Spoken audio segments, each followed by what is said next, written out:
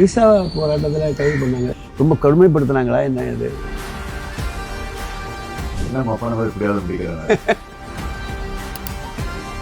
எனக்கு யூனிவர்சிட்டியை போய் படிக்கணும் அப்படின்னு ஆசை. போகும்போது எங்கள் அம்மா உண்மையாக தான் நிற்கும். அது ஒன்றிய அரசு 76 உங்களுக்கு 85.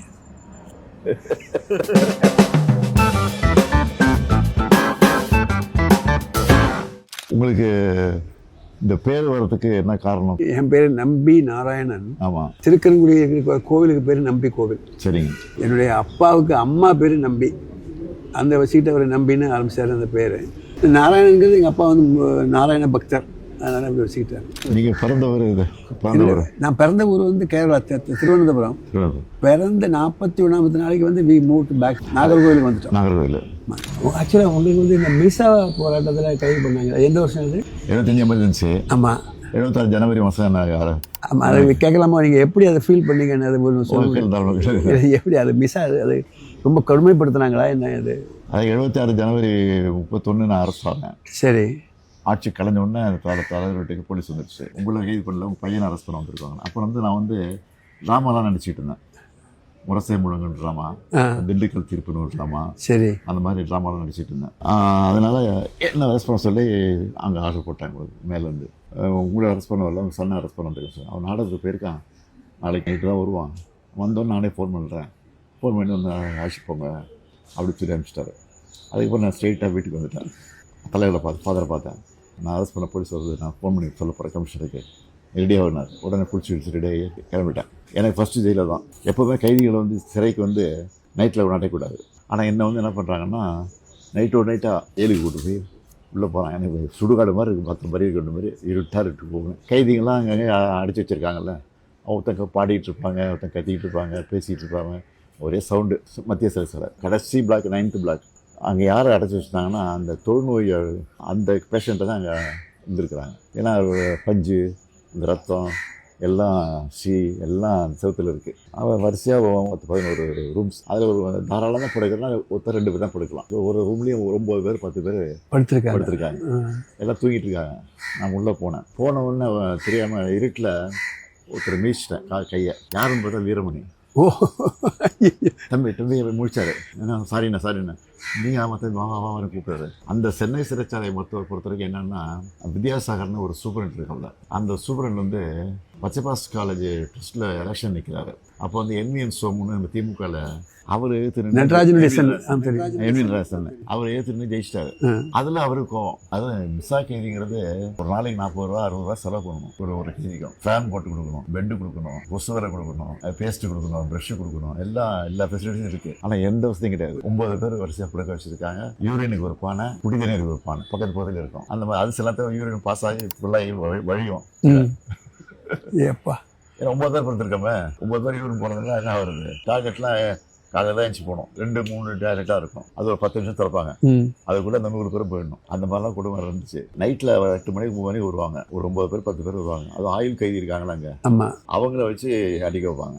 ஓப்பா, வரிசையாக 10 ரூம் இருக்குன்னு வச்சுங்களேன். 10ஆம் நம்பரில் கூப்பிட்டு அதில் 10 பேர் வருவாங்க. அடி எங்களுக்கு சத்தம் கேட்கும். நாங்கள் 1ஆம் நம்பரில் இருக்கோம். அப்போ எங்களுக்கு வர வரைக்கும் நாங்கள் பயந்துட்டு உட்காந்துருக்கணும். அடித்து முடிச்சாவிட்ட தெரிஞ்சிடும். எழுதி கொடுத்துரு, நான் கட்சி விட்டு விளைக்கிறேன் அப்படின்னு கேட்பாங்க. ஒரு 5-6 பேர் எழுதி கொடுத்துருக்காங்க. பயந்து அடி தாங்க முடியாமல் நாங்கள்லாம் முடியாதுன்னு சொல்லிட்டோம். உயிரே போனாலும் நாங்கள் பண்ண முடியாதுன்னு சொல்லிட்டோம். மிஸ்ஸாங்கிறது மெயின்டெனன்ஸ் ஆஃப் இன்டர்னல் செக்யூரிட்டி. அது கோர்ட்டுக்கு போக முடியாது. இப்படி 4 மாதம் அப்படியே இருந்தோம். அதுக்கப்புறம் தலைவர் என்ன பண்ணார், ஜெயிலில் இருக்கிற எங்கள் குடும்பத்தெல்லாம் பார்க்கணும், கைதிகளை பார்க்கணும், அலோவ் பண்ணலைன்னா நாங்கள் ஜெயில் வாசல் உண்ணாவிரதம் போகிறோம் அப்படி தலைவர் அனௌன்ஸ் பண்ணிட்டார். பயந்து போய் என்ன பண்ணிட்டாங்க, இன்டர்வியூ கொடுத்தாங்க. ஃபஸ்ட்டு தலைவர் கொடுத்தாங்க. தலைவர் தான் பார்க்க மாட்டேன்ட்டார். கட்சிக்காரன் எவ்வளோ பேர் இருக்கான், என் பிள்ளைய எப்படி பார்க்க ஃபஸ்ட்டு பார்க்க மாட்டேன், அவங்களெல்லாம் அலோவ் பண்ண பிறகு நான் பார்க்குறேன் சொல்லிட்டேன். அப்புறம் எல்லாரும் பார்த்த பிறகு என்ன பார்த்தாரு. அப்போ கூட வரும்போது நான் என்ன பண்ணேன், ஃபுல் கேர் ஷர்ட் போட்டு காயம் உடம்புல காயம் இருந்ததெல்லாம் மிஸ்ஸாக இருந்ததெல்லாம் சொல்லலாம். அது சூப்பரண்டே சொல்லி அனுப்புகிறாரு. மேலே கூப்பிட்டு இந்த காயெல்லாம் காட்டக்கூடாது, ஃபுல் கேர் ஷர்ட்டை போட்டுவாங்க அப்படின்னு சொல்லி ஃபுல் கேர் ஷர்ட்டை போட்டு சொன்னார். அப்போ தலைவர் வந்தோன்னே தலைவர் புரிஞ்சுக்கிட்டாரு. 1 வருஷம் கரெக்டாக 1 இயர் தான். 1 இயர் இவ்வளோ இருக்குதுங்க. ஆமாம், 1 இயர் தான். வெளியில் வந்த பிறகு நாங்கள்லாம் சேர்ந்து கம்ப்ளைண்ட் பண்ணி அப்புறம் இஸ்மாயில் கமிஷன் என்கொயரின்னு ஒன்று போட்டாங்க. அதில் போய் இதெல்லாம் நான் சொல்லியிருக்கேன், எல்லாம் பதிவாகிருக்கு. நான் 89 ஜெயிச்சு உள்ளே போகும்போது தலைவர் சிஎம்மாக இருக்காரு. அப்போ நான் இதெல்லாம் ரெக்கார்ட் பண்ணியிருக்கேன் அசம்பிளியில். இதே மாதிரி தான் ஒரு காரணம் இல்லாமல் ஒரு ஃபேப்ரிகேட்டட் கேஸில் அரெஸ்ட் பண்ணுறாங்க. நானும் அதே மாதிரி தான் கிட்டத்தட்ட அனுபவிச்சிருக்கேன். இதில் எப்படி இன்ட்ரெஸ்ட் உங்களுக்கு வந்தது? நீங்கள் படிக்கும் போதே வந்துருச்சா? படிக்கும்போது இன்ட்ரெஸ்ட் வர்றதுக்கு மெயின் காரணம் வந்து என்னென்னா, நான் வந்து வெரி பிரைட் ஸ்டூடெண்ட். இப்போ எனக்கு வந்து இந்த ராக்கெட்ரிங்கிறது வந்து அப்போ வந்து எனக்கு வந்து தெரியும். ஆனால் அந்த ராக்கெட்ரி நம்ம பண்ணுவோம்னோ நம்ம முன்னேறும் அதெல்லாம் அதை பற்றின ஒரு ஐடியா கிடையாது. எனக்கு யூஎஸ்ஏ போய் படிக்கணும் அப்படின்னு ஆசை. அப்போ யூஎஸ்ஏக்கு அப்ளை பண்ணேன். பிரின்ஸ்டன்லேயும் அப்ளை பண்ணேன், கால்டெக்லையும் அப்ளை பண்ணேன். ரெண்டுலேயுமே அட்மிஷன் கிடச்சிது. வந்துருச்சு. போகும்போது எங்கள் அம்மா வந்து ஒரு ஹார்ட் பேஷண்ட். 6 days ஆர் நம்பர். டாக்டர் சொல்லிட்டாரு, எத்தனை நாள் ஆகும்னு சொல்ல முடியாது, நீ போன உடனே கூட அவள் செத்து போயிடலாம் அப்படின்னாரு. நான் பயந்து போய் உட்காந்துட்டேன். அந்த வருஷம் கட் பண்ணேன். அதுக்கு அடுத்த வருஷமும் கட் பண்ணேன். அடுத்த வருஷம் கட் பண்ணும்போது தான் எங்கள் அம்மாவுக்கு தெரியுது நான் வந்து வேணும்னே அவளுக்கு அப்படி இங்கே உட்காந்துருக்கேன் அப்படின்னு. அதுக்கப்புறம் அவங்க இறந்து போயிட்டாங்க 2-3 வருஷத்துக்கு பிறகு. நானும் அதுக்கடுத்து ஐஎஸ்ஆர்ஓவில் ஜாயின் பண்ணி போயிட்டுருக்கேன். இன்ஜினியரிங் காலேஜில் படிக்கும்போதே நான் வந்து ஆடிட்டோரியல் கான்டெஸ்ட்டில் கலந்துக்குவேன். 63-64 காலகட்டத்தில் அண்ணா வந்து ஒரு ஜட்ஜாக இருக்கார். அப்படி தான் ஃபஸ்ட் டைம் நான் அண்ணாவை பார்க்குறது அங்கே வச்சு தான் பார்க்குறேன். அண்ணா பார்த்தது அப்போ? ஆமாம், அப்போ தான் பார்க்குறேன். அவங்க டேரெக்டாக இந்திய எதிர்ப்பு போராட்டம் நீங்களே போனீங்களா? இந்திய எதிர்ப்பு போராட்டத்தில் நாங்கள் ஆக்சுவலாக பயந்து போயிட்டோம். மதுக்கரையில் வந்து ஷூட்டிங் நடக்குது, கோயம்புத்தூர் மதுக்கரை. நாங்கள் தொடங்கினது வந்து மதுரையில். கோயம்புத்தூர் இது பண்ணி அது கையை மீறி போயிடுச்சு. நாங்கள் எதுலையுமே வன்முறையில் ஈடுபடுறவங்க நாங்கள் அதுக்கு போகவே இல்லை. நார்மல் வச்சு அவன் வந்து இவ்வளோ மாதிரி ஒரு சாதாரண துப்பாக்கி வச்சு ஷூட் பண்ண மாட்டான். அது எத்தனை பேர் இறந்தாங்க? ஆமாம், 300 பேருக்கு மேலே இருக்கும். ஆனால் வெளியில் சொன்னது வந்து 10 பேர், 22 பேர் சொன்னாங்க. இந்த மொழி வந்து நம்ம ரத்தத்தில் ஊறினது. இருக்கக்கூடிய தலைவர்களையே அதுக்காக வேண்டி பாடுபட்டு இருக்கிற ஆள் நீங்கள் ஒரு ஆள் தான். அண்ணா மீது வந்து உங்களை எப்படி பற்று வந்தது? ஒரே ஒரு காரணம் தான், அவருடைய பேச்சு திறன். நாகர்கோவிலில் வந்து திமுக மகாநாடு நடக்கு. மழை தண்ணி இது வரைக்கும் நிற்கும். அப்படியே நின்றுட்டு நாங்கள் பேச்சை கேட்குறோம். அது ஒரு மெஸ்மரைசிங் டாக். அப்படியே அந்த கூட்டம் அப்படியே நிற்கும். அவருடைய வார்த்தைகள்லாம் எண்ணப்பட்ட வார்த்தைகள். மிஸ்டர் அண்ணாதுரை ஒரு டேஸ் ஆர் நம்பர்ங்கிற போது, but my steps R measured number. Immediate. அதாவது அதுக்கு ஒரு நிமிஷம் யோசிக்கிறது கூட கிடையாது. ஆங்கிலத்திலையும் சரி தமிழ்லையும் சரி அவரை பிடிச்சதுக்கு யாரும் கிடையாது. ஏன் அவங்க கலைஞர் எடுத்தீங்க, அவருடைய பேச்சுமே வந்து அதுக்கு இதை எமோஷன் இருக்கும். ஒரு மாதிரி உறங்கிட்டு இருக்காம முழிச்சிருவான். திருக்குறளுக்கு உரை எழுதியிருக்காங்கல்ல, பரிமேலழகர் எழுதியிருக்காரு. அப்போ குறள் இவர் எழுதியிருக்கிறதுல தெய்வம் தொழால் கொழுநன் தொழுதழுவாள் பெய்யன பெய்யும் மழை. அந்த இன்டர்பிரிட்டேஷன் வந்து யாருமே சொல்லலை. அண்ணா கிட்ட நேரடியாக நீங்கள் பேசியிருக்கீங்களா? பேசியிருக்கேன், நான் பேசியிருக்கேன். என்ன எந்த விஷயம் பேசுறீங்க? என்ன ஞாபகம் இருக்கு உங்களுக்கு? 2-3 ஞாபகம் இருக்குது. எனக்கு அவருக்கு கனெக்ஷன் ஒன்றே ஒன்று. எனக்கும் தமிழ் பிடிக்கும், அவருக்கும் தமிழ் பிடிக்கும். அப்போ ஆக்சுவலாகவே அந்த சமயத்தில் வந்து தமிழுக்காக வேலை பார்க்கலாங்கிற அளவுக்கு நாங்கள் வந்துட்டோம். அப்போ அவர் சொன்னார், நீங்கள்லாம் முதல்ல நாட்டுக்கு பண்ணிக்க போங்க, இங்கே வராதிங்க. ஸ்கூலில் படிக்கும்போது இளைஞர் திமுகன்னு ஒரு மன்றம் வச்சுருந்தேன். அப்போ அவருக்கு மனைவிழா நடத்தணும்னு சொல்லி நான் பிளான் பண்ணுறேன். அப்போ அவர் வீட்டுக்கு போகிறேன். அவர் உடம்பு சரியில்லாதான் பார்க்க முடியாது அப்படின்ட்டாங்க. இது எப்படி அண்ணா மெசேஜ் போய் எதுக்கு வரலாம் வருஷம் அப்படின்ட்டாரு. அவருடைய காரை அனுப்பிச்சு வைக்கிறாரு.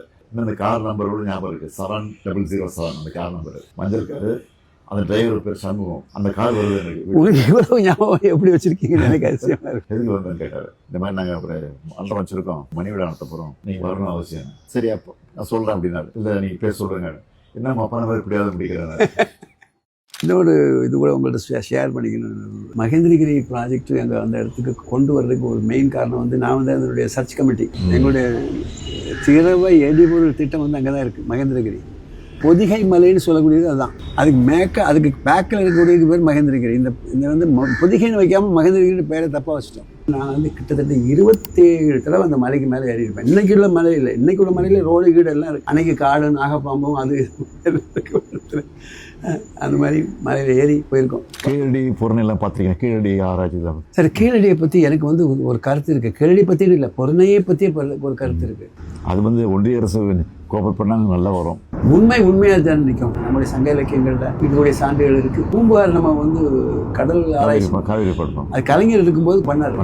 அதுக்கப்புறம் வந்து ஏன் உண்மை பண்ணலைன்னு எனக்கு தெரியல. அது வந்து கவர்மெண்ட் மாறுறதுனால அப்படியே விட்டாங்க. அதை நீங்கள் பண்ணீங்கன்னா ரொம்ப நல்லா இருக்கும். பண்ண ஆரம்பிச்சாங்க. ஆமாம், உங்களை மாத்திரம் தான் நம்பி இருக்காது, வேற ஒன்றுமே இல்லை. இப்போ வந்து காலை உணவு நீங்கள் கொடுக்குறீங்களா, இது one of the fantastic suggestion. இப்போ என்ன அடிப்படை தேவை நமக்கு? மக்களை வந்து ஓரளவுக்கு அறிவு கொண்டு வரணும், எஜுகேஷன் கொண்டு வரணும். இப்படி காமராஜுக்கு வந்து மதிய உணவு திட்டம் பேர் கொடுத்ததோ கரெக்ட், அது மாதிரி திராவிட மாடல் அரசுக்கு வந்து காலை உணவு திட்டம் வந்து கரெக்ட் பேர் கிடைக்கிறது. ஆமாம் ஆமாம். விண்வெளி தழும்புகள் எனக்கு ஏற்பட்ட துன்பம் வாழ்க்கை சரித்திரம் கூட தமிழ் டிரான்ஸ்லேஷன் மாதிரியே இருக்காது. உண்மையிலேயே தமிழ் எழுதுன மாதிரி இருக்கும். முடிஞ்சால் நீங்கள் வாசிச்சு பாருங்கள். டெஃபினட்டாக கையெழுத்து தமிழ்லேயே போட்டு அனுப்பி. நன்றி நன்றி நன்றி, மகிழ்ச்சி. இது வந்து என்னோடது உங்கள் ஃபோட்டோகிராஃபி தீப்பரவட்டம் தோட்டாதாரணி தெரியுது. அவர் தான் இது பண்ணார். One of the best art directors.